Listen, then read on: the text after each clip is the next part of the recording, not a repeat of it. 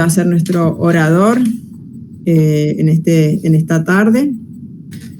Santiago Garavaglia es profesor de teología por el Instituto Teológico de Córdoba, dependiente del Arzobispado de Córdoba. También es licenciado en Teología Dogmática por la Universidad Católica de Córdoba. Es colaborador en la Red Sanar de Villa Carlos Paz, donde da charlas de espiritualidad. También fue ayudante de cátedra durante 7 años del biblista Juan Manuel González. Y también fue escritor regular de la columna bíblica de la revista digital Familia Cristiana de las Hermanas Paulinas. Así que bueno, con esta breve presentación vamos a darle pie a Santiago, que amablemente se prestó a darnos esta charla en este jubileo de la esperanza, con una mirada paulina, ¿no? Así que bueno, Santi, adelante con tu presentación. Bueno, muchas gracias, Pili. Bueno, antes que nada, un agradecimiento muy grande, ¿no es cierto?, a Pilar, que fue la organizadora, fue la que hizo todo, la que propició esto, la que desde el principio de año, desde que el Papa dijo que arrancaba el jubileo, Pilar me dice, ¿no querés dar una charla para las Paulinas, para el mes de la Biblia? Y bueno, vamos, seguramente digo, vamos a hacer algo muy lindo, algo muy bonito, y estuve pensando, digo, a ver, ¿qué podemos dar? Digo, obviamente, con las cartas de Pablo. Así que bueno, vamos a empezar la presentación, y vamos a ver, entonces, en la charla de hoy, que les traje algo que me parece que les va a ayudar mucho para la vida consagrada, para su vida personal, no solamente de las consagradas y los consagrados, sino también de cualquier persona en general. Pero esta presentación va a ir dirigida particularmente a la familia paulina. Así que vamos a comenzar con nuestra presentación. El título que hemos preparado para hoy es Portadores de esperanza en vasijas de barro. Un jubileo paulino para la vida consagrada. Y acá tenemos a Pablo escribiendo sus hermosas cartas, que todavía, gracias a Dios, conservamos. Bien. Como introducción, entonces, sabemos que estamos en el jubileo de la esperanza, este jubileo que comenzó el Papa Francisco, y estamos en un tiempo de gracia para toda la Iglesia. Este jubileo es un tiempo de gracia, no hay que olvidar eso. En la media Nochebuena, al inaugurar este jubileo, el Papa nos recordaba que hay esperanza para cada uno de nosotros. Todavía hay esperanza, no hay que bajar los brazos, no hay que decir, Dios no está, ya se perdió toda la esperanza. Dios perdona siempre, dijo también, aún donde la esperanza parece perdida. Entonces, más o menos un poquito sobre este lineamiento es lo que vamos a ir tratando el día de hoy, nuestra presentación con las cartas paulinas, como les había comentado. Para poder comprender mejor esto, nosotros necesitamos, antes que nada, volver a la raíz bíblica del jubileo, que, como sabrán, está en Levítico, y ahí Dios establece un año especial, el año número 50, en el que el pueblo debía proclamar la libertad para todos sus habitantes. Era un tiempo de gracia, renovación y justicia. ¿Qué se hacía en este jubileo cada 50 años? Por ejemplo, los esclavos recobraban su libertad. Todos los que habían sido presos por algún saqueo o por no pagar impuestos, eran puestos en la cárcel. Los ponían presos. Bueno, todos los esclavos y los presos, ¿no es cierto?, eran libertos con este año del jubileo, este año 50. También las tierras retornaban a sus dueños originales, evitando que unos acumularan todo y otros se quedaran sin nada.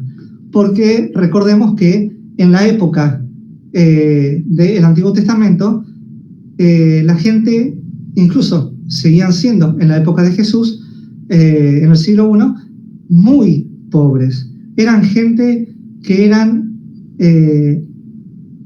del campo, gente que vivía de sus cosechas. ¿Había una mala cosecha? No tenían cómo vender, qué vender, incluso qué comer. Entonces eso los dejaba sin plata. Si no tenían plata para cuando iban a recaudar los impuestos, los metían presos.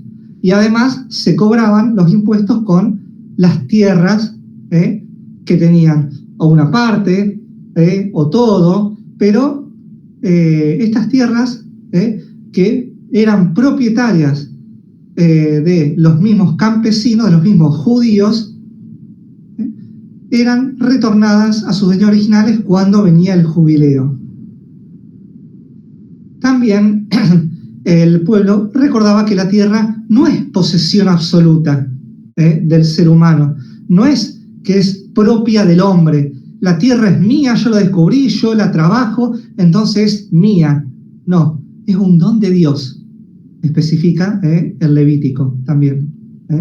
La tierra no es algo mío que me pertenece, sino es un regalo, un don que nos da Dios, que les daba Dios a los judíos y con el cual ellos podían trabajar, ellos podían subsistir, podían vivir.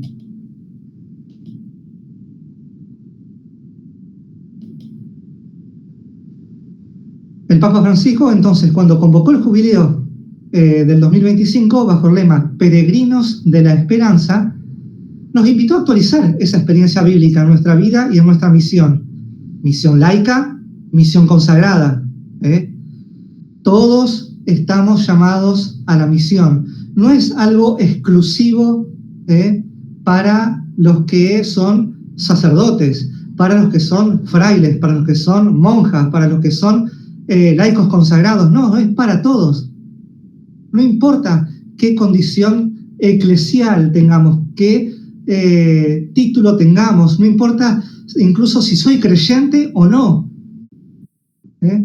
Esta experiencia bíblica en nuestra vida es para todo el mundo y también para nuestra misión. Nuestra misión no es algo específicamente de decir, bueno, yo tengo que ir a misionar y llevar el evangelio. Misión también es hablar bien, llevarse bien con el hermano.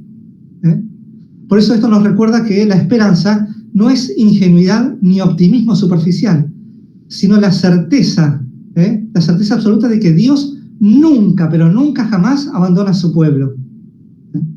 No lo hizo antes, no lo hace ahora. Y que el amor de Dios abre siempre caminos nuevos, incluso en medio de crisis y fragilidades. Podemos ver de que nosotros somos seres humanos. Sí, somos frágiles como seres humanos. No somos perfectos. Sí, somos imagen y semejanza de Dios, que, para hacerlo corto, no da para, en este momento, para explayar mucho, pero lo de imagen y semejanza trata más que nada sobre el libre albedrío.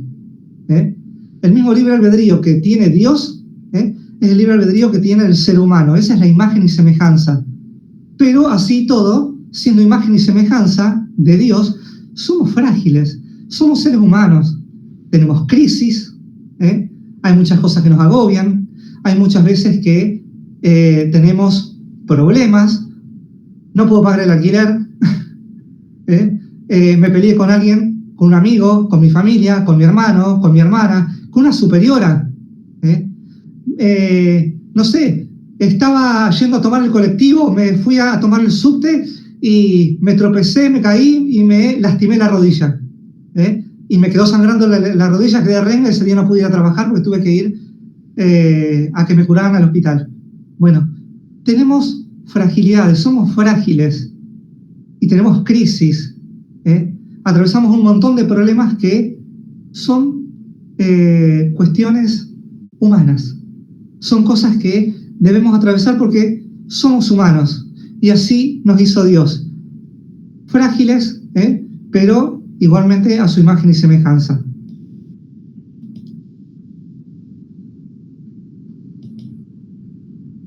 Entonces, acá lo tenemos nuevamente a San Pablo escribiendo otra de sus cartas Entonces acá es donde Pablo entra en juego. Acá es donde encontramos a Pablo que yo lo pongo como el gran teólogo de la esperanza cristiana. Ahora vamos a ver bien por qué y vamos a desarrollarlo y a ver después me dirán ustedes si es así o no, a ver si les parece que yo tengo razón con lo que estoy diciendo de que Pablo es el gran teólogo de la esperanza cristiana. Porque el mismo Pablo fue marcado por pruebas y debilidades, lo sabemos bien. Todas las vicisitudes, todas las cosas que le aquejaban a Pablo, físicas, sus males, sus enfermedades, sus dolencias, y también sus cuestiones pastorales. También teníamos nosotros que Pablo fue perseguido, no lo dejaban predicar, lo metieron preso. Entonces hay un montón de cosas que Pablo pasó. Y así todo él predicó la esperanza. Entonces nos habla de la esperanza que nace de la fe en la carta a los Romanos. Y de la creación entera que gime esperando la redención. Desde nuestra fragilidad, como decíamos antes, pero como vasijas de barro, que sin embargo portan un tesoro muy grande, un tesoro muy valioso, que lo dice Pablo en su segunda carta a los Corintios, y de la nueva creación que surge en Cristo. Entonces, ahora vamos a ir desarrollando, a desmenuzar, a desglosar un poquito cada una de estas cosas para que podamos ir entendiéndolas mejor.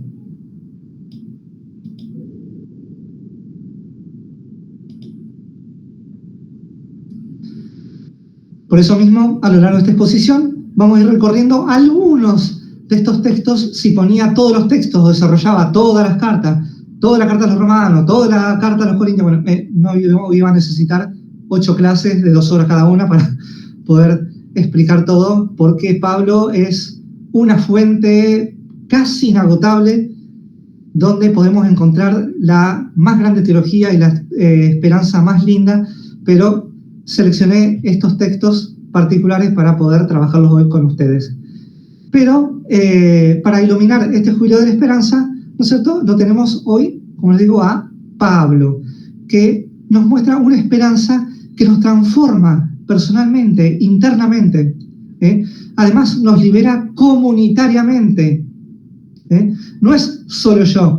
Yo me libero, yo tengo esperanza, yo, como le dicen algunos, el yoísmo, ese egocentrismo, esa vanidad. ¿Y qué hace? Nos envía Pablo misioneramente, que también en parte es lo que hacen también todos, como les dije antes, laicos, consagrados, religiosos, por igual, cada uno en su forma y a su manera. Vamos entonces primero con el capítulo 5 de la carta a los Romanos, con la esperanza que no defrauda. A ver, ¿cómo es esto? Acá, para llegar al capítulo 5, Pablo venía de exponer en los capítulos anteriores, del 1 al 4, que la justificación no se logra por las obras de la ley, sino por la fe en Jesucristo. Entonces, ahora, Romanos nos muestra las consecuencias existenciales de esa justificación, que son la paz, la gracia, la esperanza y el amor derramado por el Espíritu Santo. Fíjense qué lindo. Paz, que es paz interior, paz mía y también paz hacia los demás. La gracia, que la gracia es un don, es un regalo que nos da Dios a través del Espíritu Santo también. La esperanza, tenemos esperanza, ya vamos a ver que esperanza es más allá de decir el color verde, o como cantaba Diego Torres, pintarse la cara de color esperanza, es mucho más que todo eso, es mucho más que sentarse y quedarse esperando. Y el amor, ese amor infinito de Dios que nos derrama el Espíritu Santo. Vamos a ir desglosando entonces un poquito estos versículos. El versículo 1 dice: justificado pues por la fe, estamos en paz con Dios por medio de nuestro Señor Jesucristo. Luego, el versículo 2, dirá Pablo, por Él hemos obtenido, mediante la fe, el acceso a esta gracia en la que estamos y nos gloriamos en la esperanza de la gloria de Dios. Por ahí puede parecer un poquito confuso, pero fíjense, el versículo 1 trata de que la esperanza se funda en un hecho objetivo, en algo claro y concreto, la reconciliación con Dios.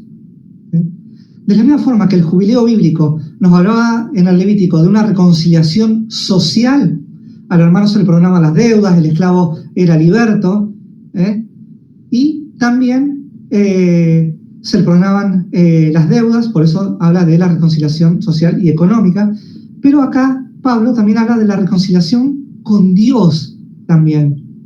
No es algo exclusivamente entre los hombres, entre los seres humanos, o ni siquiera entre los judíos. Sí, ese también va a ser un problema que ha tenido Pablo después, ¿no es cierto? ¿Por qué hay que limitarse a los judíos?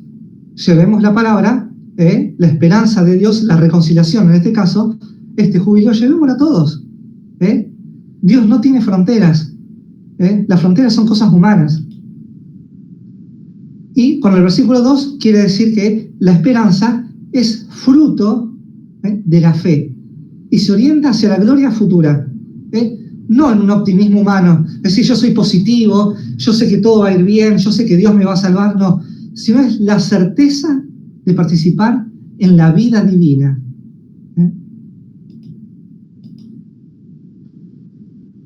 Ahora bien, los versículos 3 y 4 van a decir, y no solo esto, nos va a contar Pablo, también nos gloriamos en las tribulaciones, sabiendo que la tribulación produce paciencia, la paciencia, virtud probada, la virtud probada, esperanza. Fíjense qué lindos versículos, qué hermoso lo que dice acá. Después el versículo 5 nos va a decir Pablo, y la esperanza no defrauda. ¿Por qué? Porque el amor de Dios ha sido derramado en nuestros corazones por el Espíritu Santo que nos ha sido dado. Fíjense qué hermosa teología, qué hermoso lo que nos habla Pablo y lo que nos dice y lo que escribió hace tantos años y nos sirve hoy que recupera, también en cierta forma recuperó el Papa Francisco para este jubileo. Entonces, este contraste que vemos, ¿no es cierto?, de los versículos 3 y 4, es el camino de la esperanza, que pasa por la tribulación.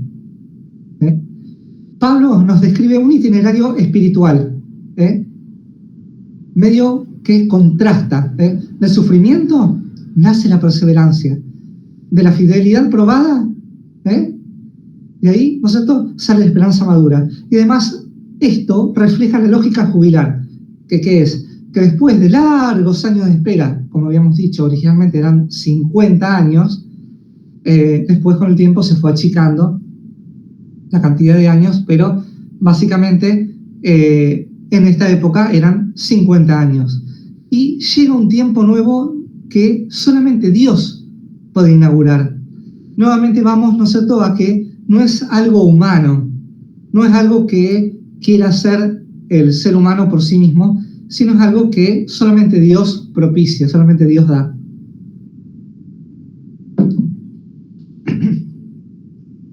Después, con el versículo 5, nos quiere decir que el fundamento último de la esperanza cristiana es ni más ni menos que el Espíritu Santo. El amor de Dios ya está ante nosotros como anticipo de la plenitud futura. Cuando Jesús vino y nos regaló, por medio de sus discípulos, nos dio el Espíritu Santo, lo derramó para todos nosotros, para toda la humanidad.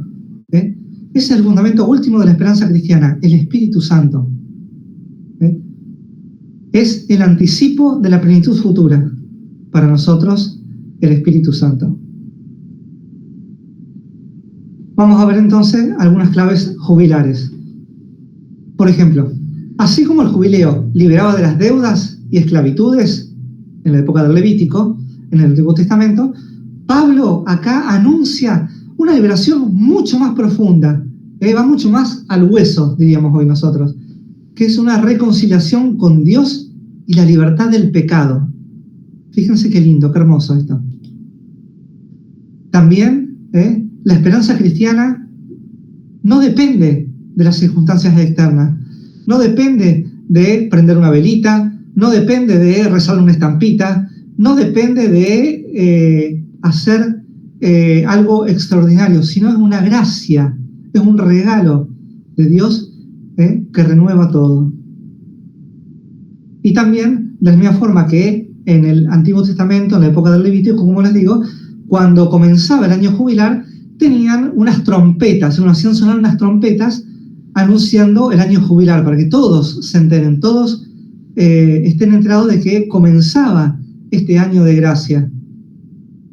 Y ahora, dice Pablo, que el Espíritu anuncia y anticipa esta plenitud que vendrá.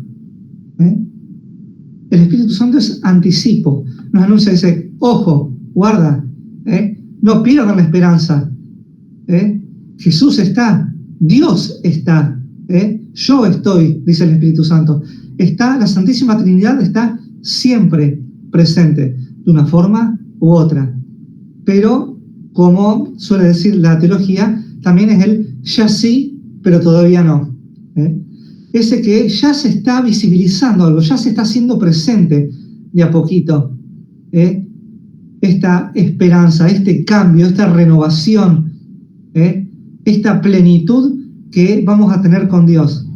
Y la anuncia el Espíritu Santo. Ahora bien, ¿cómo se puede aplicar esto que les vengo diciendo a la vida consagrada?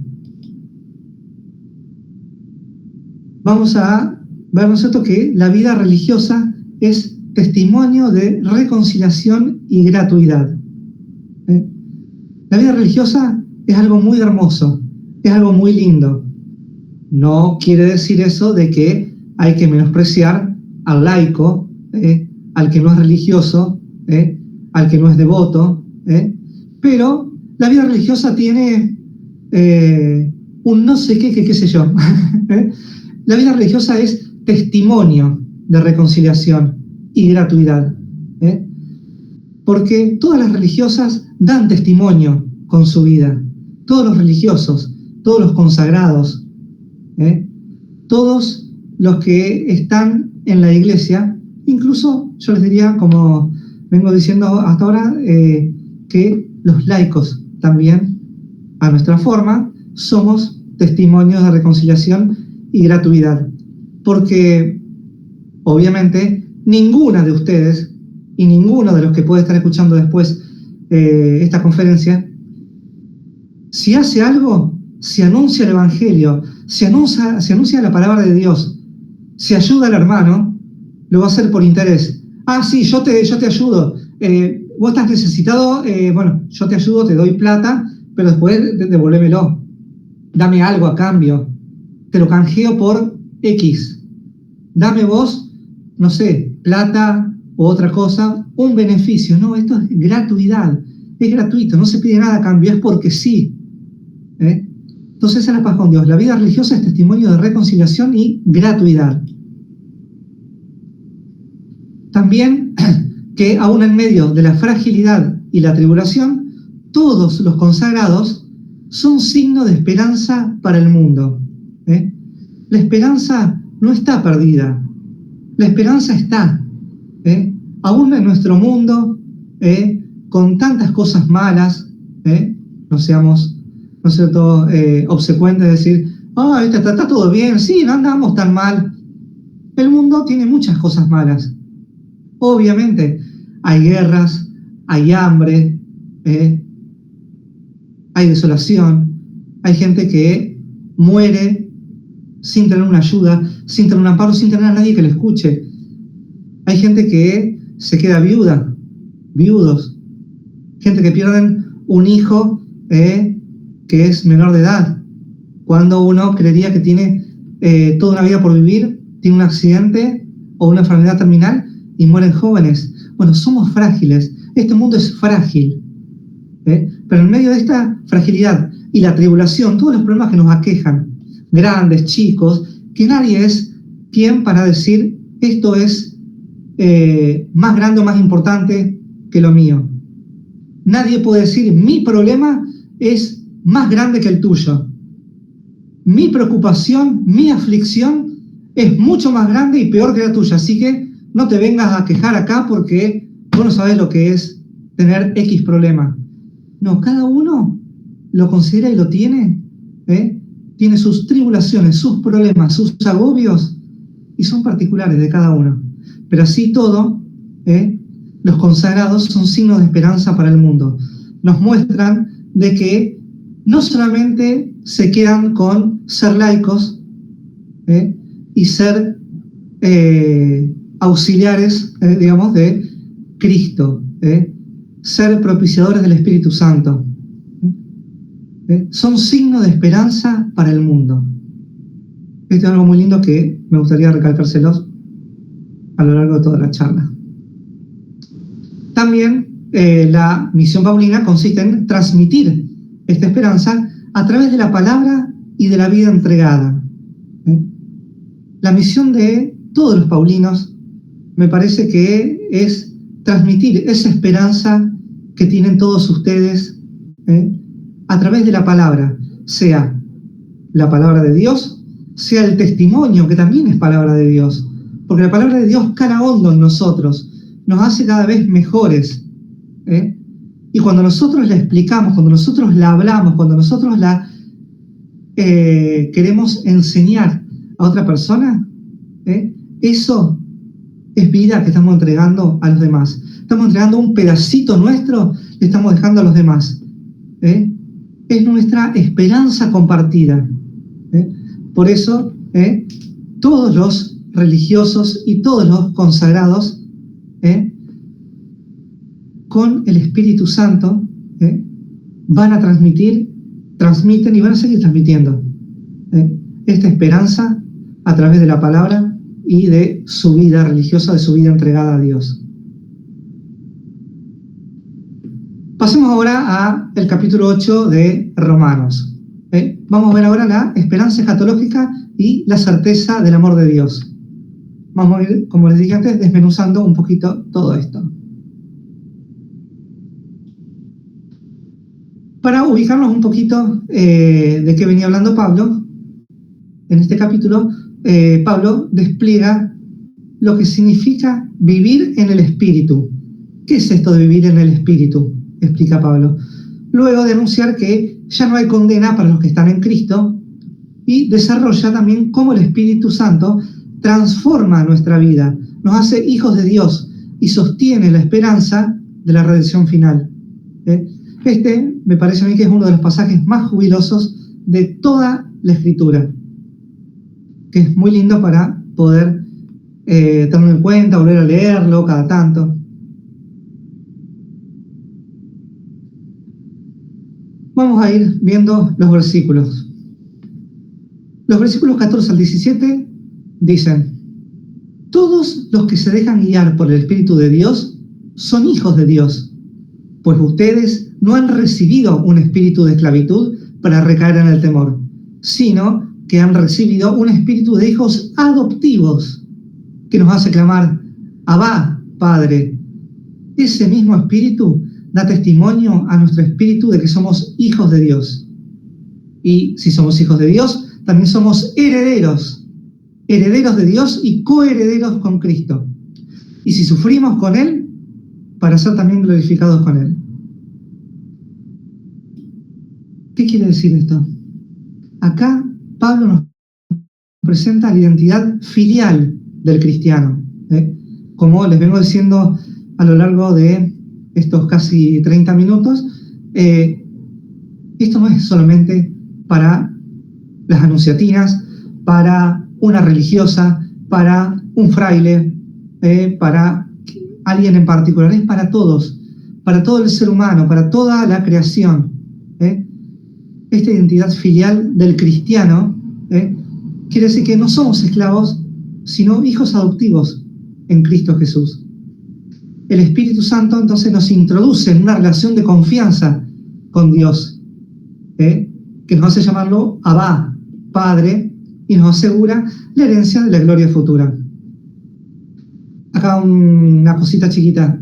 No sé si alguno de ustedes habrá visto la serie The Chosen, que es la serie sobre la vida pública de Jesús, donde ahí suelen usar algunos términos hebreos.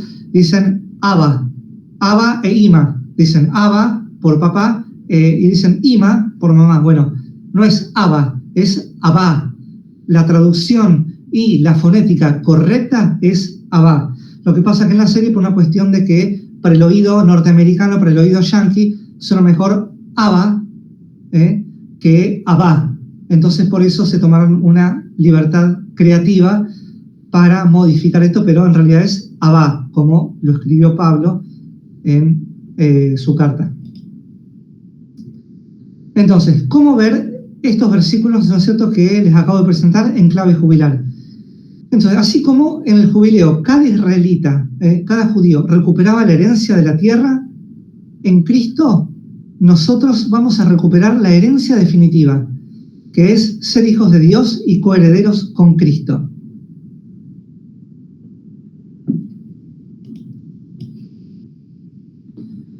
Vamos a un bloquecito un poco más grande, los versículos 18 al 25, que dice Pablo acá: considero que los sufrimientos del tiempo presente no se pueden comparar con la gloria futura que se manifestará en nosotros, pues la creación entera aguarda con anhelo la manifestación de los hijos de Dios, porque la creación quedó sometida a la vanidad, no por su querer, sino porque aquel que la sometió, con la esperanza de ser liberada de la corrupción para participar de la libertad gloriosa de los hijos de Dios.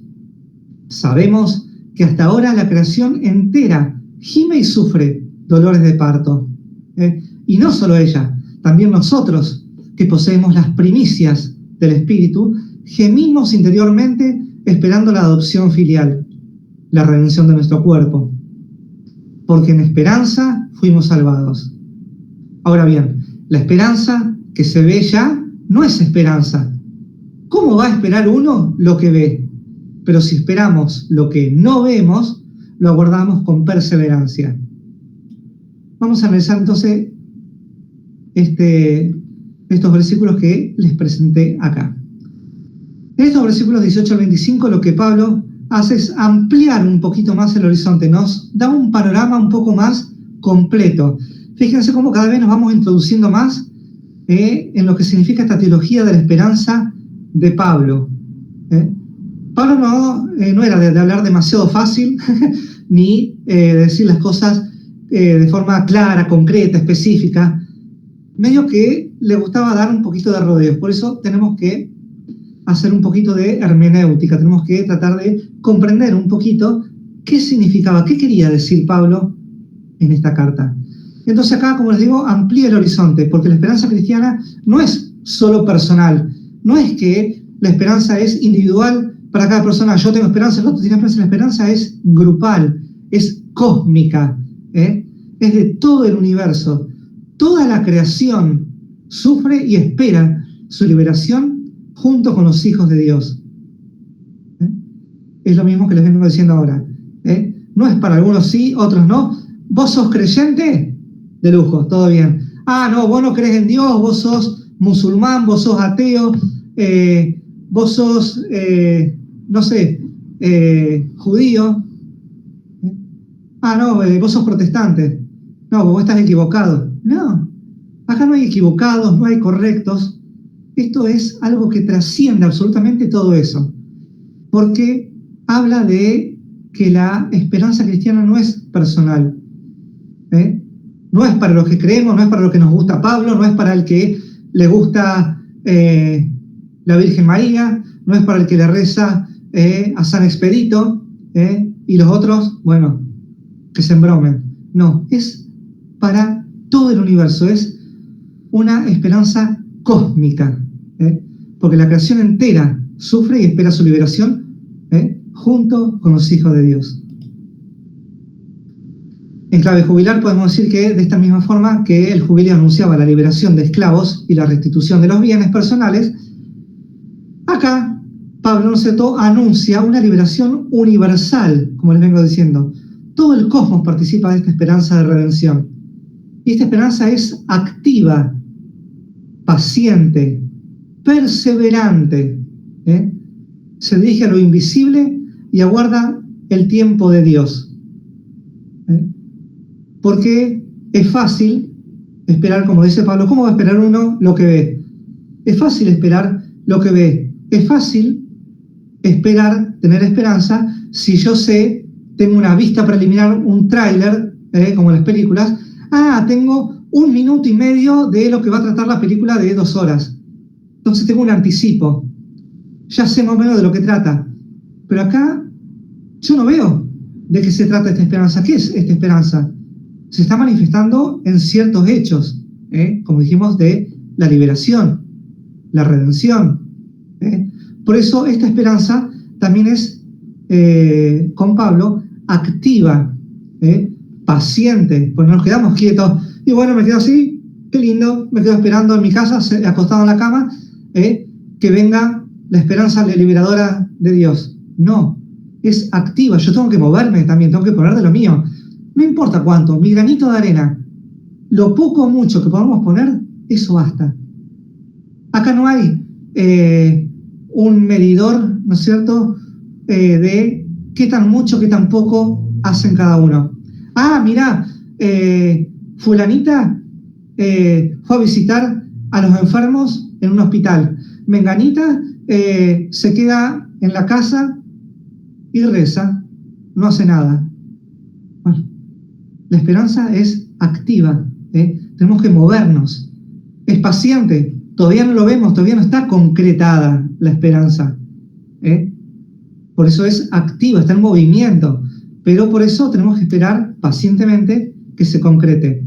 También es perseverante, porque si bien nosotros podemos decir, bueno, la pucha, igual que la parucía, sí, bueno, Jesús no viene, pasaron hasta ahora 2025 años y Jesús no vino todavía. Se demoró un poquito, me parece, ¿no? Entonces, ¿qué es la esperanza? La esperanza también es perseverante. Bueno, yo persevero. No importa que no vea nada, no importa que yo no esté viendo acá a Jesús en cuerpo, trabajando y hablándome como hablaba en el siglo I, cuando él predicaba en su pueblo, cuando Jesús enseñaba con sus parábolas. Bueno, ya no lo tenemos a Jesús, pero nos dejó el Espíritu Santo. Por eso, con el Espíritu Santo, podemos tener esta esperanza activa, paciente y sobre todo perseverante, que se dirige, como dice Pablo, a lo invisible y aguarda el tiempo de Dios. Hay un dicho que obviamente no está en la Biblia, pero un dicho popular que dice que los tiempos de Dios no son los tiempos del hombre. Aplicaría, ¿no es cierto?, más o menos a esto. Obviamente no tiene ningún tipo de fundamento, pero podríamos quizás, tal vez a lo mejor, engancharlo con unos ganchos muy profundos, ¿no es cierto?, con estos versículos de Pablo. Pero la idea es básicamente esta.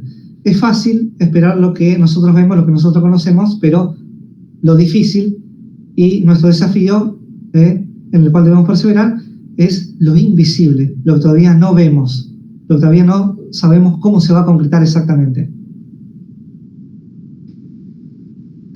¿Qué dice Pablo luego?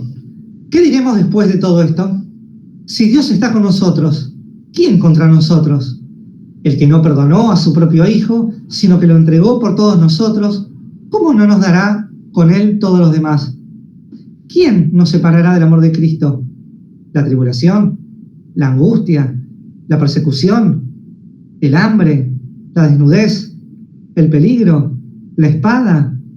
Estoy convencido de que ni la muerte, ni la vida, ni los ángeles, ni los principados, ni lo presente, ni lo futuro, ni las potestades, ni la altura, ni la profundidad, ni ninguna otra criatura podrá separarnos del amor de Dios manifestado en Cristo Jesús, Señor nuestro.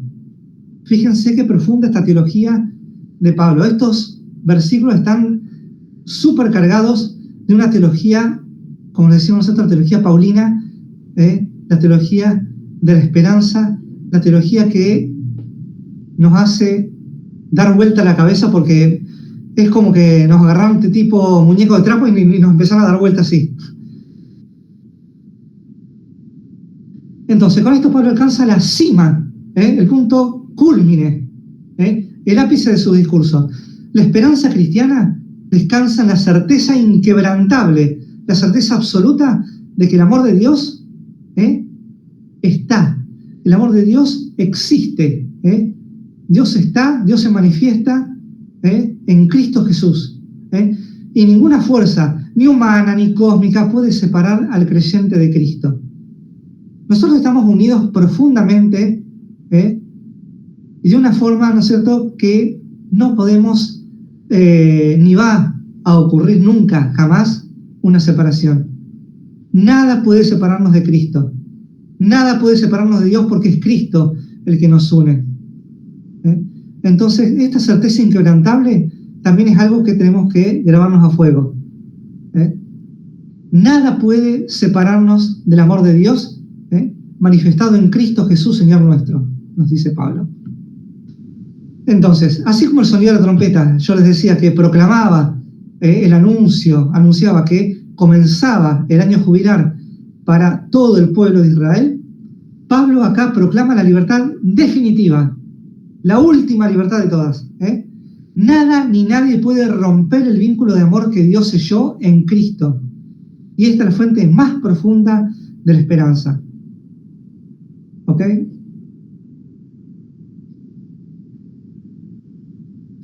Vamos a ver ahora entonces algunas claves jubilares sobre esto que nos dice Pablo. El jubileo, entonces, como vengo diciendo, devolvió las tierras y los hogares. En Cristo Jesús se nos devuelve la herencia de hijos de Dios.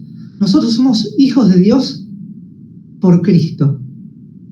Y esa es nuestra herencia. Nosotros somos hijos de Dios. Y este jubileo, este cambio de realidad, este cambio de paradigma, que es el jubileo, en Cristo Jesús nos va a devolver la herencia de ser hijos de Dios. De la misma forma que el jubileo liberaba a los esclavos, todos los que habían sido presos quedaban libres. La esperanza cristiana abarca la liberación de todo lo creado. Y todo lo creado, como les digo siempre, abarca todos. Religiosos, laicos, consagrados, lo que sea. Toda la creación entera. No hay acepción de personas en Cristo Jesús. También el amor de Dios es irrevocable, como un sello jubilar que nada puede cancelar. Casi diríamos que es haciendo un paralelismo con el sello que imprimen carácter los sacramentos, como el del bautismo, el del orden sagrado, el de la confirmación. Esos eran sacramentos que imprimen carácter en el alma de la persona. Eso es un sello indeleble, que no se puede borrar absolutamente con nada. Nada humano ni nada va a poder quitarnos ese sello. Bueno, de la misma forma, este es un sello jubilar que nos pone Dios y es irrevocable. Nada ni nadie nos va a poder sacar nunca este sello jubilar.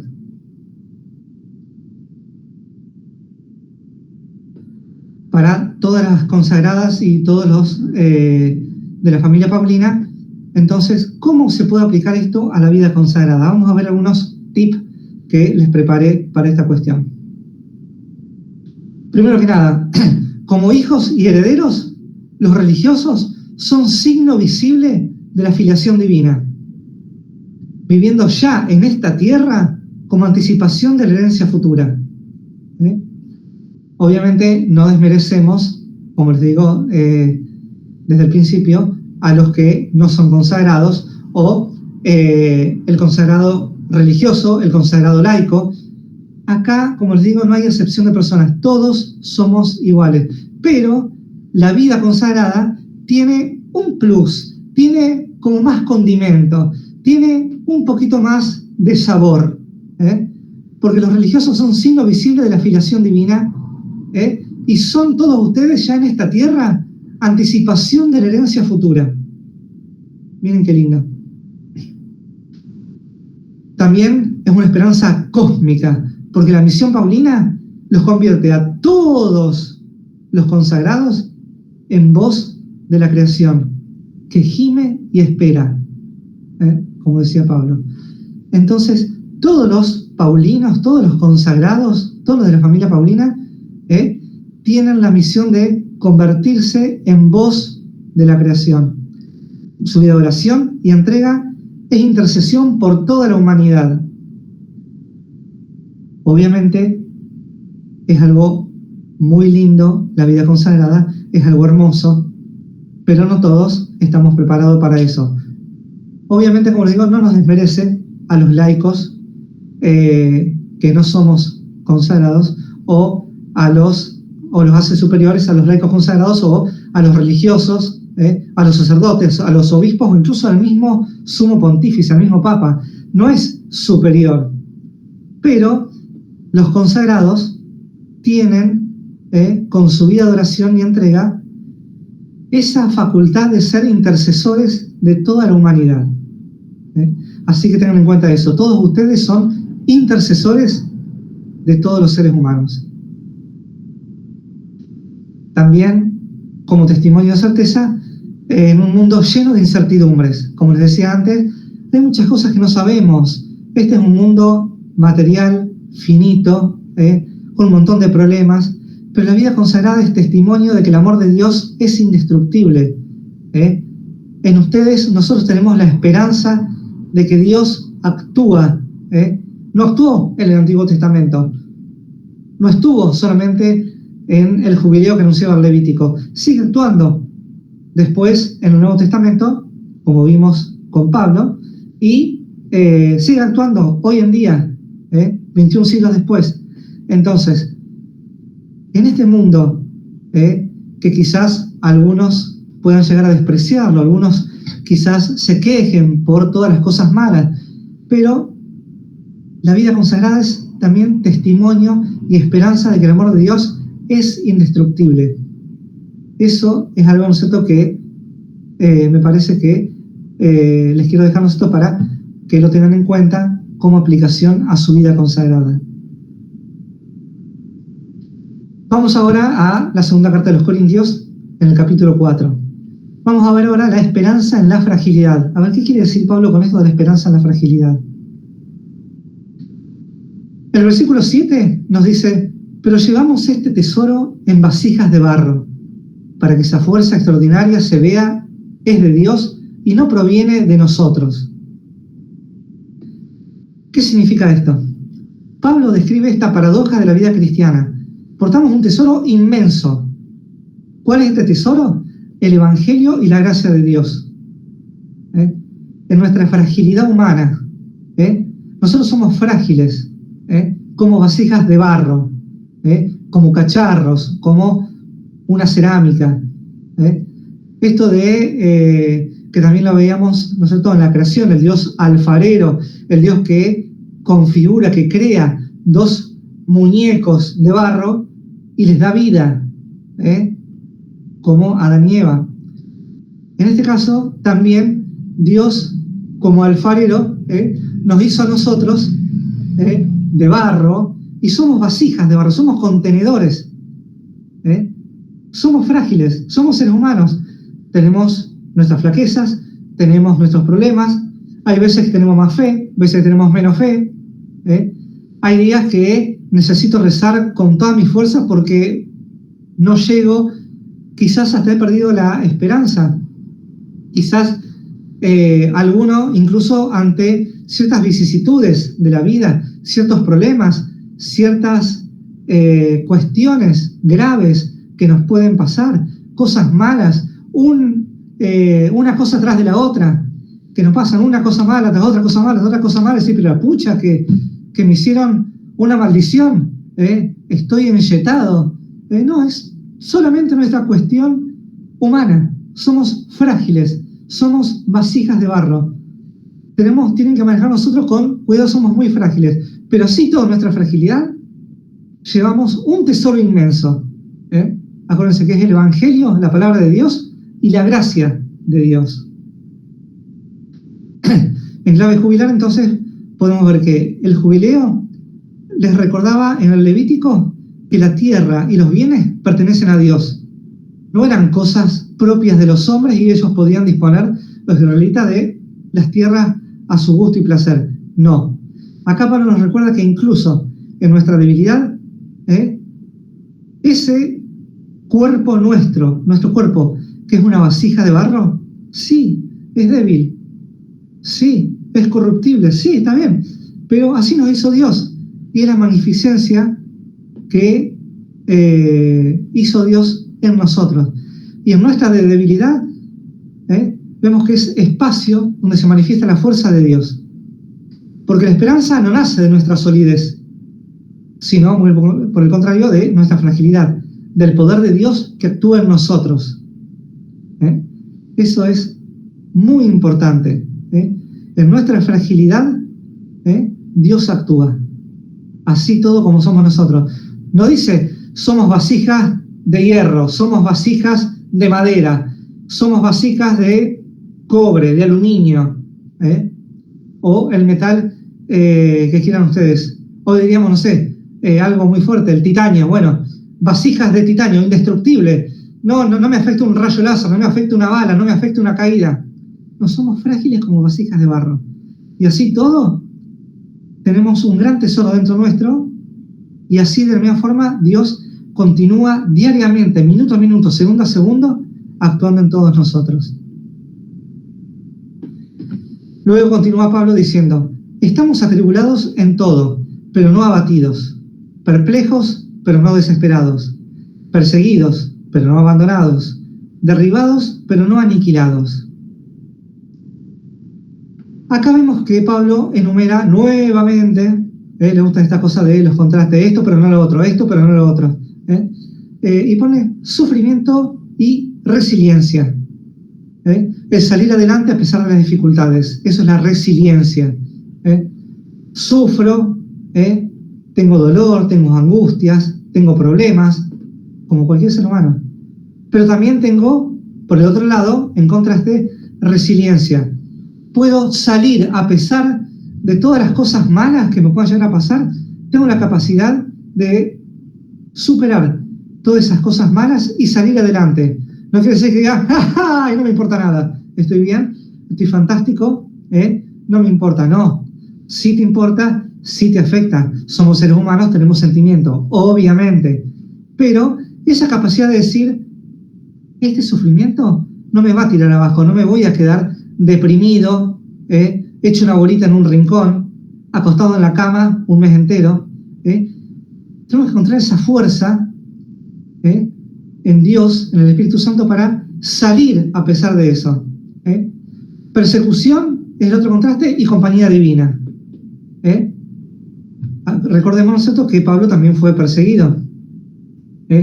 Los cristianos fueron muy perseguidos en la antigüedad, y también tenemos en contraparte la compañía divina. Tenemos muchos santos mártires que, a pesar de su persecución, a pesar de que los han atrapado y los han matado por predicar la palabra de Dios, ellos siempre estuvieron convencidos de que Dios estaba con ellos. No hay que perder el foco, no hay que olvidarse de que Dios siempre está con nosotros. Por eso la vida del apóstol es frágil, sí, por supuesto, pero nunca está a merced del sinsentido. Siempre lo tenemos a Dios, a través del Espíritu Santo. Lo tenemos a Jesús. Como dijimos, somos hijos de Dios a través de Jesús. Este jubileo entonces interrumpía ciclos, años de opresión, y habría nuevos comienzos. De modo similar, Pablo nos va a mostrar que aún en medio de todas estas tribulaciones, todos estos problemas, todas estas cosas malas, siempre hay un límite. Nada es para siempre. Nada va a durar eternamente. Nada va a ser más fuerte, ni más duradero, ni más poderoso que Dios. Dios va a poner un coto. Dios va a poner un límite. Y ese límite, ¿no es cierto?, es el amor que Él mismo nos da, que nos sostiene y nos renueva en la esperanza. Entonces, tenemos que saber siempre, como dice Pablo, ¿no es cierto?, que a pesar de todas estas tribulaciones, de estos problemas, siempre Dios nos va a sostener. Dios siempre está con nosotros, en las buenas y en las malas. Dice Pablo luego, siempre nos llevamos en el cuerpo la muerte de Jesús, para que también la vida de Jesús se manifieste en nuestro cuerpo, pues nosotros, los que vivimos continuamente, somos entregados a la muerte por causa de Jesús, para que también la vida de Jesús se manifieste en nuestra carne mortal.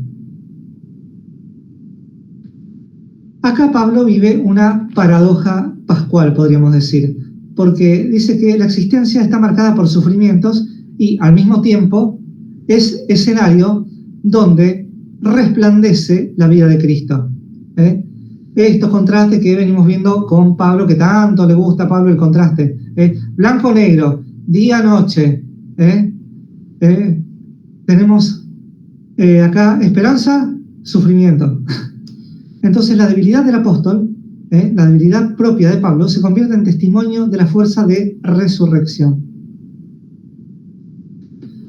Entonces, de la misma forma que el jubileo transformaba toda esa experiencia de deuda que tenían los judíos en esa época en libertad, acá Pablo nos dice que la experiencia de muerte de Jesús se transforma en vida.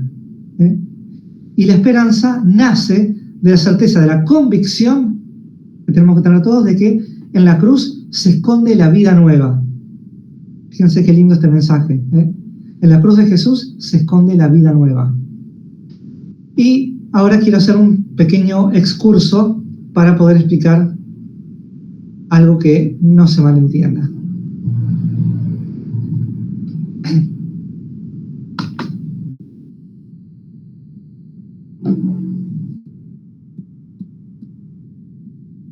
No debemos confundir estas palabras de Pablo con el rigorismo. Pablo dice, llevamos en el cuerpo la muerte de Jesús, para que también la vida de Jesús se manifieste en nuestro cuerpo, para que también la vida de Jesús se manifieste en nuestra carne mortal. Y esto podría ser manifestado como una invitación al sufrimiento buscado o al rigorismo, es decir, no, Jesús fue castigado, ¿no es cierto?, con latigazos. Entonces yo tengo que darme con el látigo, o tengo que ponerme cilicios, como hay, incluso tengo entendido que todavía, obviamente que están como sectas, pero hay, digamos, religiosas que todavía hoy en el 2025, son las menos, pero llevan todavía cilicios debajo de su hábito, adentro de su calzado a modo de plantilla, para tener siempre algo que les hinque la carne, que les haga doler, que les haga sangrar, que tengan dolor, sufrir como sufrió Jesús, para purgar ellos los pecados de la humanidad, para sentir en su propia carne, llevar también el dolor y el sufrimiento de Cristo. Entonces, para aclarar, ¿qué es el rigorismo exactamente? El rigorismo era una clase, una corriente moral y pastoral que tuvo fuerte presencia en los siglos XVI al XVIII, que absolutizaba las normas y el sufrimiento. Vos querías ser cristiano, vos tenías que sufrir, tenías que sentir dolor en tu carne, tener heridas, laceraciones. Mientras más sangrientas, mientras más dolorosas, mejor. Exigiendo prácticas excesivas o incluso inhumanas en nombre de la fe. Recordemos también, ¿no es cierto?, que haciendo un excurso del excurso, también en nombre de la fe fueron las cruzadas. En nombre de la fe se hicieron las atrocidades más grandes.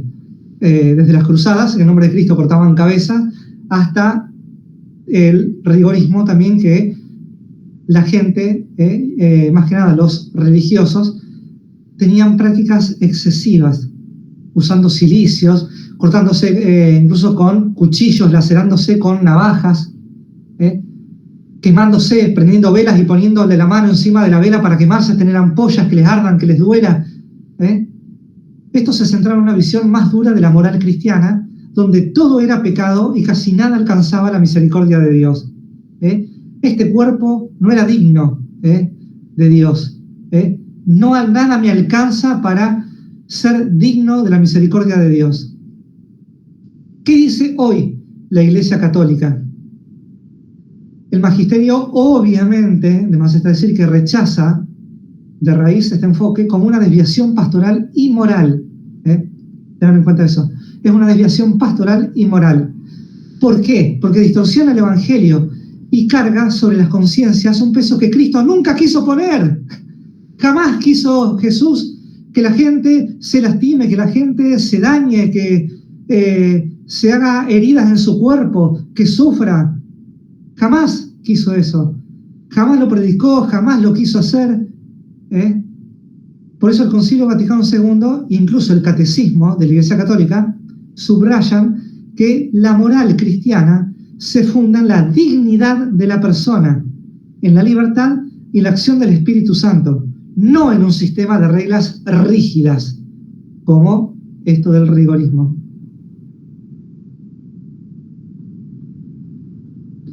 Entonces, pensemos un cachito, ¿qué es lo que quiso decir realmente Pablo? Acá entonces el rigorismo no es exaltación del sufrimiento por sí mismo. Pablo, no hay rigorismo acá, no hay algo que decía, bueno, vos tenés que sufrir en tu carne las mismas heridas que sufrió Jesús. No, esto no es exaltación del sufrimiento por sí mismo. Pablo dice que su vida estuvo marcada por pruebas y debilidades. Y esto se convierte en espacio propicio en donde se manifiesta, se hace presente la vida de Cristo. Pablo no buscaba sufrir él, ni mucho menos que sufran los demás, sino que reconocía que en su misión apostólica propia, la misión de Pablo, enfrentó un montón de dificultades. Y esas mismas dificultades son las que lo transformaron por Dios en vida para otros. No buscaba sufrir, era una consecuencia. Bueno, sufrió, no era lo buscado. Ocurrió, pero no es que busquen el sufrimiento porque sí.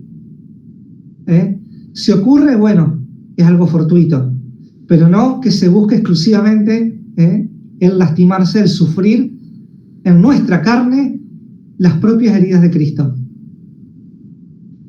Entonces, de la misma forma que el jubileo convertía la experiencia de deuda y esclavitud en libertad, y así tenían una nueva oportunidad todo el pueblo judío, Pablo nos enseña entonces que incluso esta fragilidad del ser humano, esta fragilidad que tiene incluso de muerte, porque no somos inmortales, nos lastimamos, nos herimos y también eventualmente vamos a morir. Pueden transformarse así todo en signos de vida y esperanza gracias a Cristo Jesús. Entonces, muy importante para finalizar este excurso. La iglesia actual, hoy en día, sobre todo con San Juan Pablo II, con Benedicto XVI y nuestro querido ya fallecido Papa Francisco, insiste en la unidad entre verdad y misericordia, una unidad, una amalgama entre verdad y misericordia. El mismo Papa Francisco criticó la tentación del rigorismo junto con el laxismo, que sería lo opuesto. Sería la antítesis del rigorismo, el laxismo. Ser laxo. Nada me importa, todo me resbala, todo me viene bien, no hago nada, total, Jesús me salva. Entonces son dos extremos que en el fondo son la misma trampa. Evitar el discernimiento real de lo que realmente quiere decir la palabra de Dios. En este caso, la palabra de San Pablo. Continuemos entonces con el siguiente versículo. De modo que la muerte actúa en nosotros, pero en ustedes la vida, dice San Pablo en el versículo 12. Acá Pablo interpreta sus propios sufrimientos apostólicos como un servicio. Es su desgaste fuente de vida para la comunidad. La esperanza no es individual, sino compartida. sus sufrimientos en su misión, nosotros algo sabemos por lo que conocemos de la historia de Pablo, pero así todo, una cosa es leerlo, otra cosa es vivirlo. Y Pablo convirtió e interpretó sus sufrimientos apostólicos, todos sus rechazos, no hablemos de, como decíamos antes, el rigorismo de la vida física, sino todo por eso sus sufrimientos apostólicos, la gente que no le creía, las comunidades que por ahí eran medias rebeldes, las comunidades que fundó. ¿Por qué le escribía tantas cartas? Porque tenía que ponerlos en línea, tenía que enderezarlos porque por ahí se desviaban, o le llegaban comentarios, o necesitaba especificar un poquito más qué quería decir porque a veces lo malinterpretaban. Entonces todos esos sufrimientos que tenía Pablo eran un servicio, pero eso era fuente de vida para la comunidad, y esta esperanza, como habíamos dicho antes, no es individual sino compartida con todo el mundo, con todos los que nos escuchan, con todos los que nos cruzamos. De esta forma el jubileo no beneficiaba solo a unos pocos, sino a toda la comunidad de los judíos en la antigüedad, y de la misma manera la entrega de Pablo, ¿no es cierto?, produce esperanza y vida en el pueblo de Dios. Veamos estos otros versículos. Dice Pablo: por eso no nos desanimamos, aunque nuestro hombre exterior se va deshaciendo, nuestro hombre interior se renueva día a día, porque la leve tribulación de un momento nos produce, sobre toda medida, un peso eterno de gloria, incomparable. No nos fijamos en lo visible, sino en lo invisible, pues lo visible es pasajero, lo invisible es eterno. Volvemos nuevamente a lo invisible y lo visible. Acá Pablo lo contrapone, visible e invisible, como lo transitorio y lo eterno. La esperanza cristiana no se orienta solamente a lo que vemos.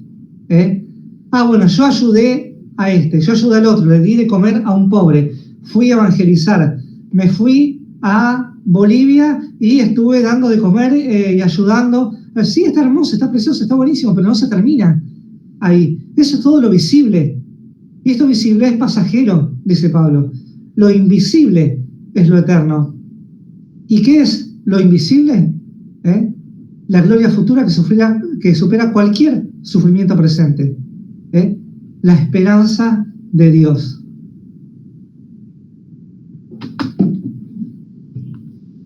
Podemos decir entonces que el jubileo era un tiempo que rompía la rutina, esta costumbre que tenían de trabajar todo el tiempo con las mismas reglas, con las mismas normas, y abría una nueva etapa. Como que hacía un quiebre. Como dijimos, recordemos, los esclavos quedaban libres, los que les habían confiscado sus tierras las recuperaban, entonces las deudas eran perdonadas, entonces era el año de gracia, entonces era como una bisagra, era un nuevo comienzo, un nuevo volver a empezar. Por eso acá la esperanza cristiana rompe con el horizonte limitado de lo temporal y abre a la eternidad, es lo que nos quiere decir Pablo. Ahora, una reflexión en base a esto. En estos versículos que estuvimos analizando, entonces, Pablo nos enseñó que la fragilidad humana no es obstáculo, no es óbice para la esperanza, sino todo lo contrario, es espacio propicio, es el lugar donde se manifiesta la fuerza de Dios. Entonces, la vida consagrada también, con sus límites, con sus cosas buenas, sus cosas malas, con su fragilidad. Somos vasijas de barro. Somos vasijas de barro, pero dejamos traslucir que todo es don de Dios. Lo poquito, lo mucho que somos, lo poquito, lo mucho que damos. Somos vasijas de barro. Cada uno lleva el tesoro de Dios. Y este tesoro es un tesoro que puede ser igual, puede ser diferente, más grande, más chico que otros, no sabemos, pero Dios sí lo sabe. Y esto, ¿no es cierto?, para Dios, estas vasijas de barro que somos nosotros, dejan traslucir que todo es don de Dios. Nosotros somos don de Dios y toda nuestra vida, nuestra esperanza tiene que estar, ¿no es cierto?, orientada en que todo es don de Dios. Ahora bien, vamos a pasar al otro capítulo de Corintios, 2 Corintios capítulo 5, donde vamos a ver la nueva creación y reconciliación. Los dos primeros versículos dicen: sabemos que si nuestra morada terrestre, esta tienda, se destruye, tenemos una edificación que viene de Dios, una casa eterna en los cielos, no construida por manos humanas. Por eso suspiramos anhelando ser revestidos de nuestra morada celestial. Entonces, acá Pablo utiliza la imagen de la tienda, de la carpa. Era común en esa época, en el año 50, ¿no es cierto?, vivir en carpas, en tiendas. No tenían casas. La gente pobre, humilde, no vivía en casas ni de adobe, ni de ladrillo. Tenían tiendas que eran de lonas, de cuero, y estas tiendas eran también típicas de toda la gente del desierto, gente del Medio Oriente. Era súper común en el siglo I que se utilizaran carpas. Por eso habla de la carpa, de la tienda. Habla de esta imagen que es frágil, provisoria. Recuerden, haciendo una analogía, ¿no es cierto?, el cuento de los tres chanchitos. Cuando el primer chanchito tenía la casa que era la más débil, que creo que era de ramitas. Bueno, cuando vos tenés algo débil, ¿no es cierto?, es frágil, es provisorio. Puede venir un viento, puede venir un huracán, puede venir un tornado, te lo lleva. No es lo mismo que una casa de ladrillos. Ahora, frente a esta fragilidad, Pablo afirma que la certeza de una morada eterna la tenemos en Dios, que Él mismo la prepara. Dios mismo nos preparó una habitación, una casa, una morada. No especifica exactamente qué, dice una morada. Puede ser, como hoy diríamos acá, un departamento, un dúplex, un monoambiente, ¿será? O será dos dormitorios. Bueno, Pablo habla de la tienda, que es frágil y provisoria. Los que estén acostumbrados a acampar, a irse de campamento, sabrán, ¿no es cierto?, que por ahí, si viene una tormenta muy fuerte, les empieza a volar y a descolocar la carpa y capaz que hasta se las vuela. Por eso es la misma imagen que utiliza para describir nuestra vida terrena, nuestra vida efímera.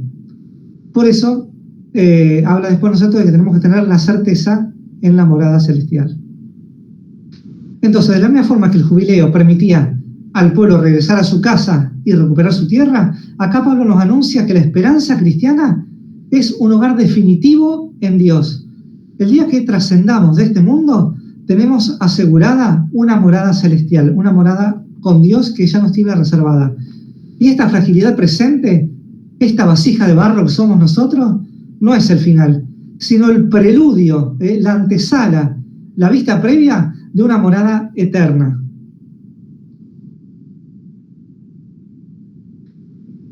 Y sigue diciendo Pablo: ¿y si es que estamos vestidos, nos quedaremos desnudos? Pues mientras vivimos en esta tienda, gemimos agobiados, ya que no deseamos ser despojados, sino revestidos, para que lo mortal sea absorbido por la vida. Nuevamente, como les estoy diciendo, vemos otra vez las antítesis, los contrarios, los contrastes que va poniendo Pablo. Pablo expresa acá el anhelo de plenitud. Vivimos en esta tienda, pero gemimos agobiados. No deseamos ser despojados, sino revestidos, para que lo mortal sea absorbido por la vida. Mortal y vida, vida eterna, obviamente. Entonces no se trata de negar la vida presente, no se trata de despreciar el hoy, mi vida humana. Lo que tenemos que hacer es desear que sea transformada, porque lo mortal no se elimina, sino que se reviste de vida. Y acá les quiero hacer otro excurso para poder aclarar y poner más luz sobre este punto. Y en clave jubilar esto podemos verlo en que el jubileo no destruía nada de lo existente, sino todo lo contrario, se renovaba. Y así también la esperanza cristiana no anula lo humano, sino que lo transfigura en vida eterna. Ahora bien, con este excurso les quiero explicar que no debemos confundir un desprecio de la carne o de lo físico, porque ya estaríamos casi rozando, arañando ahí nuevamente el rigorismo. Que no es el rigorismo per se, pero ¿qué quiere decir esto? Cuando Pablo dice gemimos agobiados, no deseando ser despojados de la vida, sino revestidos para que lo mortal sea absorbido por la vida, podría quizás, tal vez, a lo mejor, ser malinterpretado como si el cuerpo físico, nuestra carne humana, fuera algo malo. ¿Y es algo malo? En absoluto. Vamos a ver qué dice la Biblia. Vamos a iluminarnos con la mismísima palabra de Dios. Acá tenemos el gnosticón, el símbolo de los gnósticos. Hay una herejía que es la herejía, no sé todo, dualista o semidualista, que estas herejías también fueron obviamente condenadas. El gnosticismo fue una corriente que apareció en el siglo II y luego en el siglo IV apareció el maniqueísmo. Ambas corrientes manifestaban que la materia, el cuerpo humano, tu persona, era mala, era despreciable, daba asco, este cuerpo da asco, yo no quiero tener este cuerpo inmundo, asqueroso. Pero el espíritu que tengo adentro, eso es bueno, porque ese espíritu es de Dios. Ese espíritu que nos sopló Dios al crearnos, ese espíritu es bueno. Pero está en esta cosa, este contenedor, esta cosa de carne, esta vasija de carne asquerosa, inmunda, que no sirve para nada. Es mala, decía el gnosticismo y el maniqueísmo. Ahora bien, en la Edad Media, después, los católicos nuevamente, de vuelta a la burra al trigo, retomaron esta línea. El desprecio del cuerpo, este cuerpo es malo, es asqueroso, la carne da asco, este cuerpo inmundo que yo tengo. También rechazaban el matrimonio, cosas carnales, asqueroso. También los sacramentos materiales, no, nada de eso, todo lo material, todo lo físico era malo, era asqueroso. Entonces, todas estas corrientes, obviamente, que fueron rechazadas y condenadas absolutamente de cuajo, como herejías, fueron consideradas después herejías por la Iglesia Católica.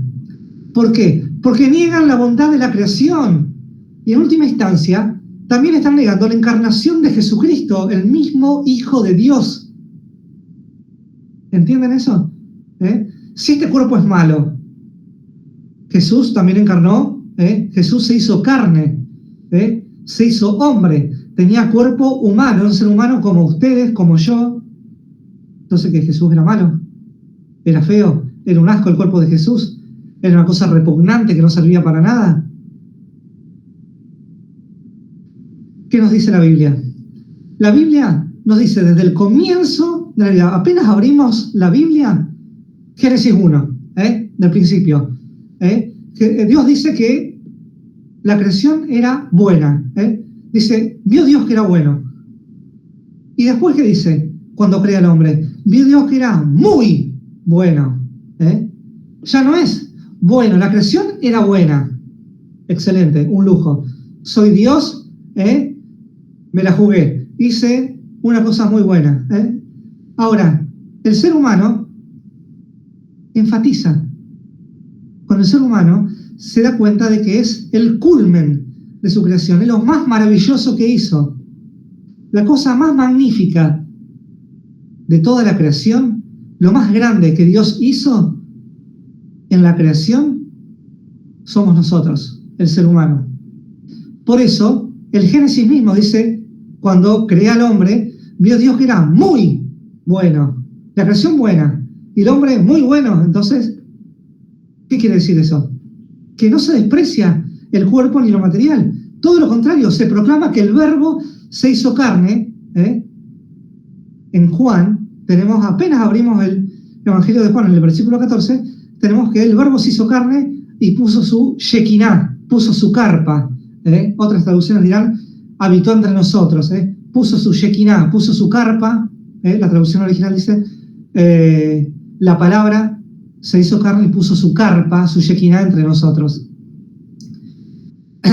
Entonces, negar la bondad de la carne humana es negar el misterio de la encarnación y la resurrección de Jesús mismo.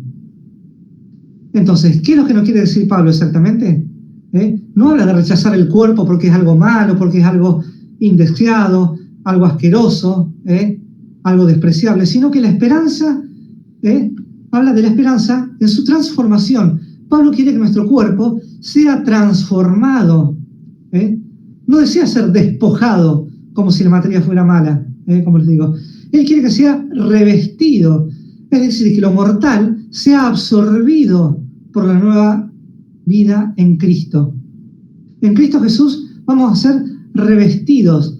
De la misma forma que Jesús se transfiguró, bueno, de la misma forma nosotros vamos a ser igualmente transfigurados, revestidos con una nueva vestimenta, con una nueva imagen, que no desprecia en absoluto el cuerpo humano.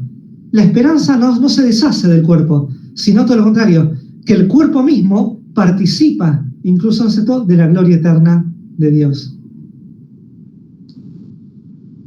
Y con este jubileo de la esperanza, les quiero decir que el jubileo entonces no destruía lo que ya existía, el cuerpo humano, las propiedades, sino que lo renovaba. Era todo un renacer, volvamos a foja cero, volvamos al inicio. De la misma manera, la esperanza cristiana no elimina lo humano, sino que lo transfigura. ¿Ok? Sigamos entonces con Pablo. Dice Pablo en su versículo 5, entonces que dice, y el que nos preparó para esto, es Dios, que nos dio el Espíritu Santo como anticipo. Acá el Espíritu de Dios es la garantía de que la esperanza no es ilusoria. Es como una prenda de lo que Dios realizará plenamente en el futuro. En el futuro se va a hacer pleno, se va a hacer completo, se va a concretar definitivamente la esperanza de Dios, la esperanza que no defrauda. No es algo provisorio ni algo ilusorio. Y de la misma forma que les decía yo que la trompeta en el Levítico, en esa época, anunciaba el año de gracia, el Espíritu Santo a nosotros como cristianos nos anuncia y anticipa la plenitud futura. Esa es nuestra trompeta, ese es nuestro aviso, esa es nuestra señal, esa es nuestra notificación de WhatsApp, nuestra alerta en el celular de que el Espíritu Santo ya nos está anticipando esa plenitud futura. Y la esperanza se va a sostener porque ya tenemos un anticipo de lo que vendrá con este estar del Espíritu Santo, el mismo Espíritu Santo que nos regaló Jesús. El versículo 17 va a decir, de modo que si alguno está en Cristo, es nueva creación. Lo viejo pasó, ha llegado lo nuevo. Miren qué lindo. Entonces, este versículo acá es algo central en la teología paulina. ¿Por qué? Porque en Cristo no se trata solamente de un cambio exterior.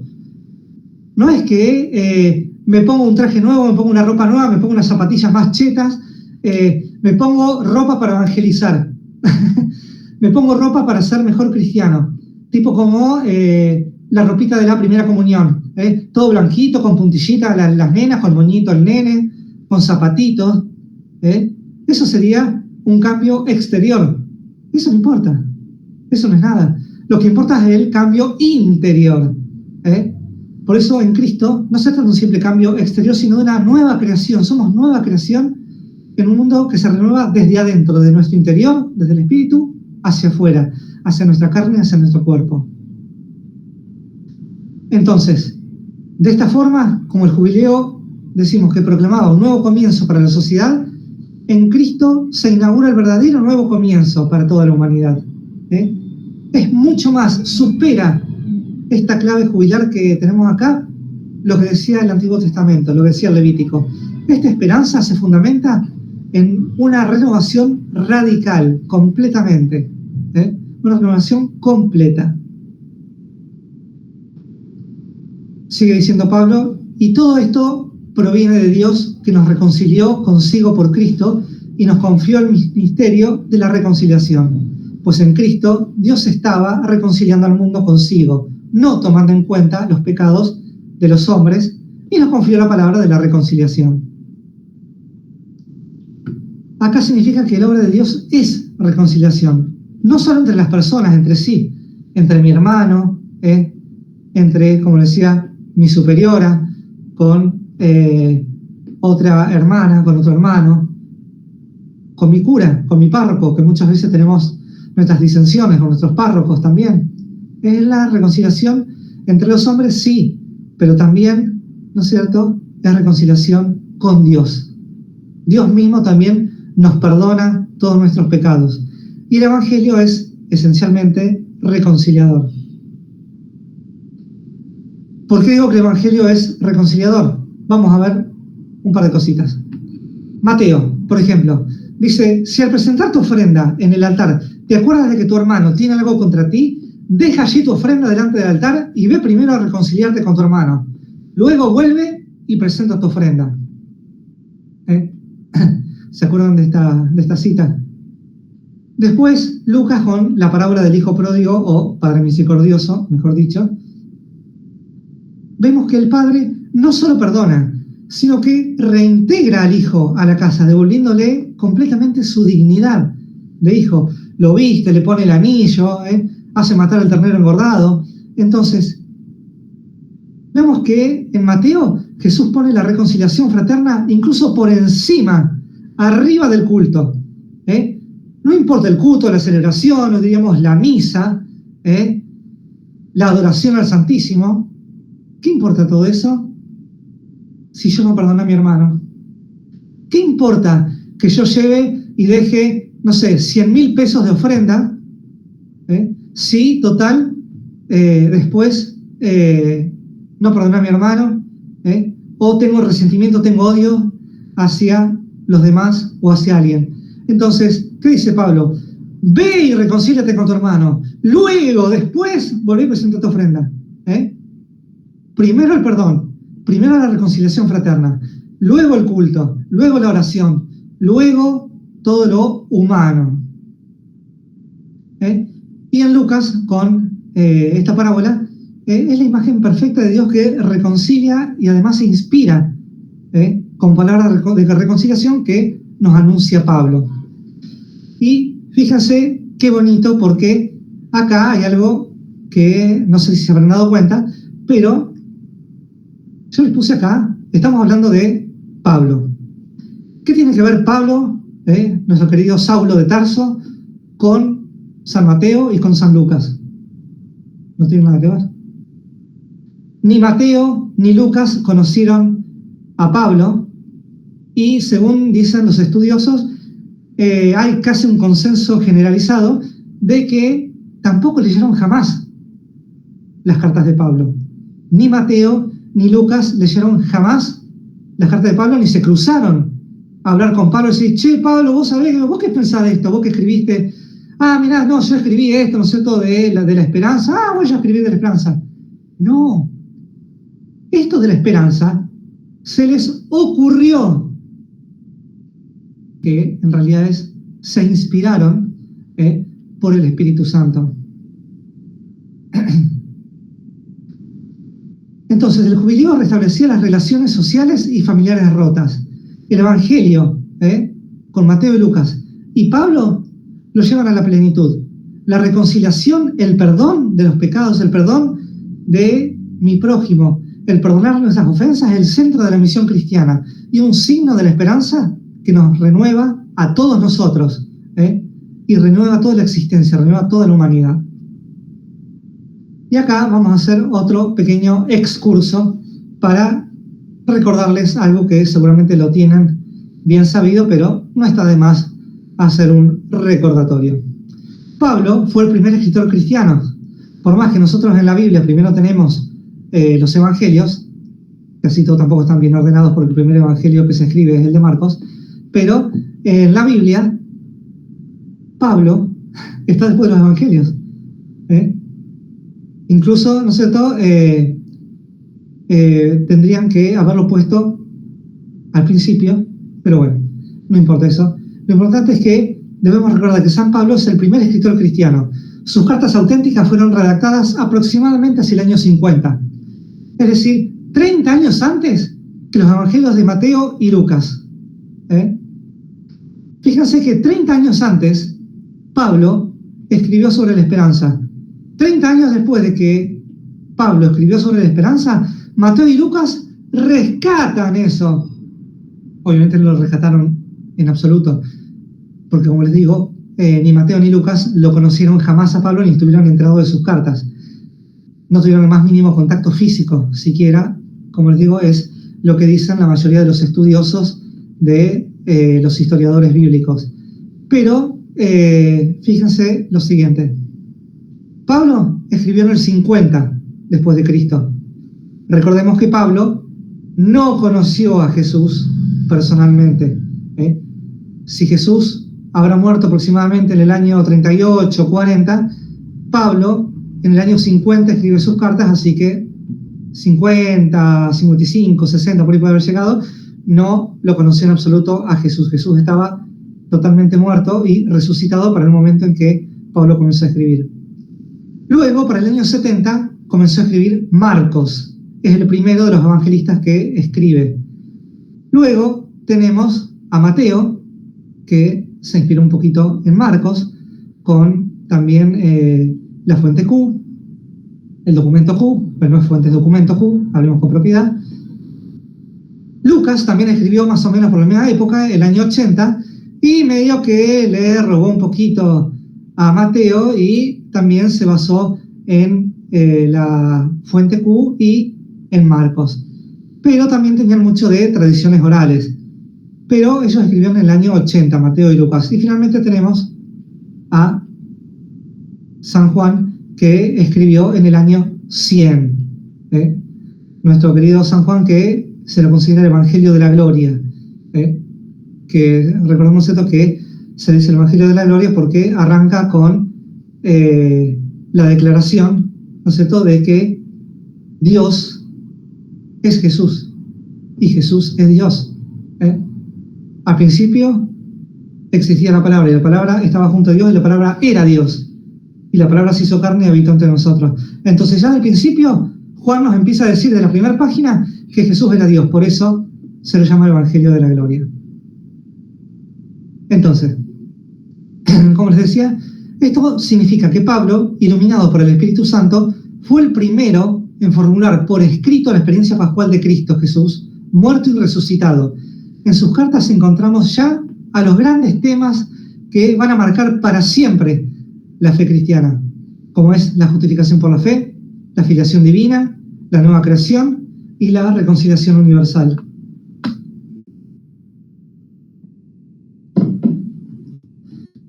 Y mientras que Mateo nos transmitía las palabras de Jesús sobre la reconciliación en la vida comunitaria, ve primero reconciliarte con tu hermano, Lucas, por su parte, nos dejaba la parábola del Padre Misericordioso, donde reintegraba al hijo perdido. Y ya en las cartas escritas 3 décadas antes, como dijimos, estaba el corazón de esa misma enseñanza. Dios reconcilia a través de Cristo Jesús. Y reconcilia no a algunos sí, otros no, a vos sí, a vos no, no hace excepción de personas. Reconcilia al mundo entero. Eso es lo que tenemos que acordarnos. No es para algunos, sino para todos, absolutamente, para toda la creación. La renovación es cósmica. Obviamente, como les dije, esto no quiere decir que Mateo y Lucas hayan leído directamente a Pablo, sino que el mismo Espíritu Santo inspiró al apóstol, que también animó luego a los evangelistas. Y vemos entonces una consonancia profunda, un mismo hilo conductor, una misma idea subyacente, un sustrato de la misma teología paulina. Y miren qué maravilloso que, como les digo, Mateo y Lucas nunca conocieron a Pablo, nunca leyeron sus cartas, nunca le dijeron, Pablo, ¿quién habrá sido? No, nada. Ni siquiera recibieron comentarios, ni nada. No lo conocieron absolutamente ni por escrito, ni en persona, ni nada. Y sin embargo escribieron muy parecido. Su teología siguió como, la teología de Pablo siendo como ecos en los evangelios. Por eso para nosotros hoy, y de modo especial para todos ustedes, para la familia paulina, Pablo no es solamente un testigo del evangelio, uno más, sino es el primer intérprete misionero escrito de la fe cristiana. Porque su teología no es algo marginal, algo que, bueno, sí, me sirve, pero bueno, lo tenemos como una acotación, una referencia. No, Pablo, con sus cartas, inspiró, y al día de hoy, siglo XXI, 2025, sigue inspirando la forma en que la iglesia entiende y anuncia la buena noticia. Pablo es perenne, Pablo no se agota, Pablo lo lees hoy 2025, lo leías en el 2020, lo leías en el 1900, lo leías en el siglo II, en el siglo X, en el siglo XIX, Pablo nunca se agotó. Pablo siempre tenía una palabra y siempre que lo vas a leer parece que lo escribió ayer. Parece que lo escribió para vos mismo que estás escuchando, para vos misma que estás viendo este video, estás viendo esta clase. Pablo tuvo una inspiración que fue asombrosa, fue fenomenal. Y eso, como les digo, inspiró y sigue inspirando hoy en día a todos. A nosotros, los laicos, a ustedes, los consagrados, a toda la familia paulina, en particular, ¿no es cierto?, que siguen su carisma, y también a todo el que quiera escuchar y seguir la palabra de Pablo, ¿no es cierto?, que es tan fantástica, tan maravillosa, en todas sus cartas, todos sus escritos, ¿no es cierto?, originales, canónicos, ¿no? No hablemos de sus cartas apócrifas, que ahí ya ese es otro cantar.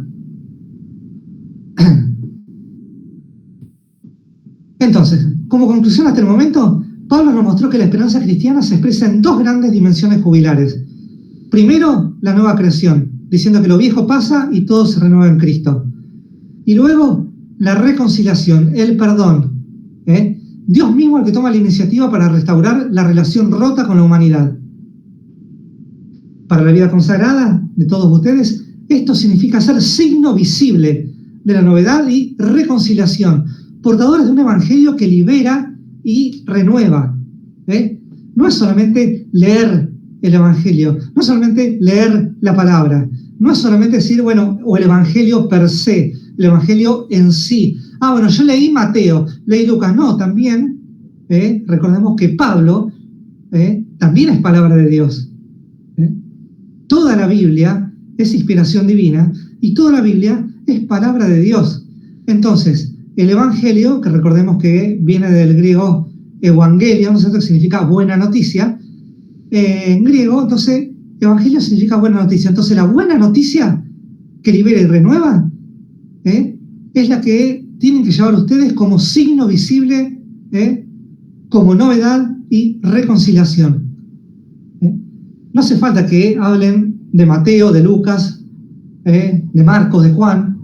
También, llevando la palabra de San Pablo, ustedes están siendo signo visible y llevando la reconciliación a los demás.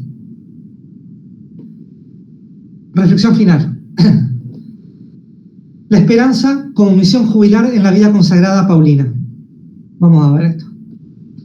Hasta acá hemos recorrido algunos textos clave de San Pablo, nuestro querido Saulo de Tarso. ¿Cuáles fueron? Primero tuvimos Romanos 5, que vimos la esperanza que no defrauda, fruto de la fe y del Espíritu. Luego vimos Romanos 8, con la esperanza escatológica, la esperanza del fin de los tiempos, que abarca toda la creación y se funda en la certeza, en la seguridad de que nada, pero nada, nos va a separar del amor de Dios. Nada humano, ni en el cielo, ni en la tierra, ni en ningún lado, nunca, jamás, absolutamente nada nos va a separar del amor filial con Dios. Luego en 2 Corintios capítulo 4 veamos que la esperanza brota en la fragilidad de vasijas de barro que somos nosotros. Llevamos un tesoro en vasijas de barro. Y después, en 2 Corintios 5, la esperanza como nueva creación y reconciliación universal. Esto fue, a grosso modo, ¿no es cierto?, lo que fuimos tratando en cada una de estas partes con estas 2 cartas que les presenté de San Pablo. Entonces, a la luz de este jubileo bíblico que teníamos en el Levítico, el jubileo de la esperanza del Papa Francisco nos hace comprender que el corazón del jubileo, el núcleo central, el carozo, no es otra cosa que la novedad, lo nuevo, y la misericordia de Dios, que renueva lo viejo, como dijimos, no lo destruye, no lo tira, lo renueva, lo transforma, lo hace de nuevo, porque el cuerpo no es malo, es una vasija de barro, sí, frágil, pero nos renueva, incluso como vasijas frágiles de barro. Libera lo oprimido, nos libera del pecado, nos libera de la opresión, y reconcilia lo dividido. Lo hacía en el pasado, y también lo hace hoy en día. Recordemos cómo hablábamos antes, ¿no es cierto? Si tenés un problema con tu hermano, primero ve y reconciliate, después deja tu ofrenda. Reconciliate primero, y después vení todo el culto, todo lo que vos quieras, anda a misa, rezate 10 rosarios, pero primero, hacete uno con tu hermano. Primero, disculpa, el perdón, el amigarse, el reconciliarse con el que le tenemos bronca, con el que no nos llevamos bien, con el que nos rompe un poquito la paciencia. Bueno, eso es lo que nos trae este jubileo. Le agradecemos a nuestro querido Papa Francisco, que se nos fue. Entonces, vamos a ver un par de claves más antes de finalizar. Tenemos la esperanza que se vive. Para la familia Paulina, esta esperanza no es teoría ni mera palabra, no es pero yo digo, pero no. Esto se traduce en una forma de vida concreta, específica, que es vivir en paz con Dios como signo de reconciliación. También el ser testigos de que la fragilidad humana no es obstáculo, no es óbice, no es algo que nos impida hacer que Dios se haga presente, que Dios se manifieste en nuestra vida, en nuestras acciones. Nosotros somos testigos de la fragilidad y a su vez es el lugar de la fragilidad donde Dios se hace presente. Somos portadores de la certeza que el amor de Dios no abandona nunca. Eso tenemos también que grabárnoslo a fuego. Dios no abandona nunca. El amor de Dios es infinito y jamás nos va a dejar ni nos va a olvidar. Otro punto es la esperanza que se anuncia. Las anunciatinas. ¿Qué será esto? A ver. El carisma paulino consiste en anunciar la buena noticia con los medios de hoy. En este jubileo, la misión es clara. Comunicar la esperanza a un mundo herido por el miedo a la incertidumbre. También ofrecer palabras de consuelo que nazcan de la esperanza, de la palabra de Dios y el testimonio personal. También debemos hacer resonar nosotros, metafóricamente, la trompeta del jubileo en la cultura actual, proclamando la liberación en Cristo Jesús. Después, la esperanza que se comparte. El jubileo no es un invento individual, algo de algunas personas, como les dije, sino comunitario, de todo el pueblo de Israel, de todas las personas. De la misma manera, la vida consagrada es signo comunitario de esperanza, porque una comunidad religiosa es, en sí misma, anuncio de reconciliación y fraternidad. Y la misma misión paulina, para mí, no se agota en la predicación escrita o hablada, sino que se vive en gestos concretos de cercanía, misericordia y servicio. Como síntesis jubilar, podemos decir entonces que la esperanza cristiana es jubilar. ¿Por qué? Porque libera, primero que nada, rompe las cadenas del pecado y de la desesperanza. Nos renueva, nos inaugura como nueva creación en Cristo. Y también reconcilia, perdona, une lo que estaba dividido, devuelve a cada uno su dignidad. reflexión final que les quiero dejar. Esto de ser portadores de esperanza en vasijas de barro es la misión que hoy el jubileo nos recuerda. De la misma forma que Pablo, podemos decir, nos gloriamos en la esperanza de la gloria de Dios. Y como hijos de San Pablo, sabemos que esa esperanza no se guarda, sino que se comunica, se proclama, se transmite hacia los demás, hacia el prójimo, y se hace vida para que el mundo crea que nada podrá separarnos del amor de Dios manifestado en Cristo Jesús, como dice la carta a los Romanos. Muchas gracias.